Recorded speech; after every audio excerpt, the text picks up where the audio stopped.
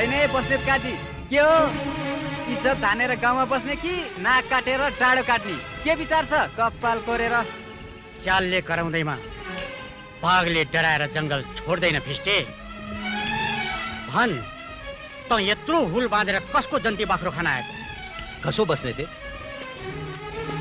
त त्यो विद्वै सरस्वतीसँग आँखा छलेर लसपस मात्रै किन गर्छस्? बिहे गर्न जन्ती बाख्रो खानु परे पनि खाउला। दाजु र बहिनीको जस्तो पवित्र नातामा पनि तिमीहरू पापको बिउ रोप्न खोज्छौ? अलिकति पापदेखि डरा शान्ते डरा। पाप धेरै खल्तीमा राख्यो भने गनाउँछ।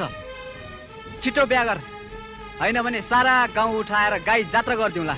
कपाल कोरेर किन च्याठेर कराउँछस् फिस्टे? सक्छस् भने सरस्वतीलाई डाकेर बस्नेत पापी हो भन्न लगा, अनि जे गर्नुपर्छ गरौँ। नत्र तिमीहरूको धम्कीले म डराउनेवाला छैन। छिटो जा बस्नेत।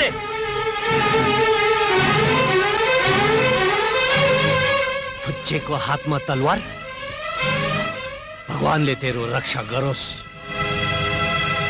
तर गर्दैन।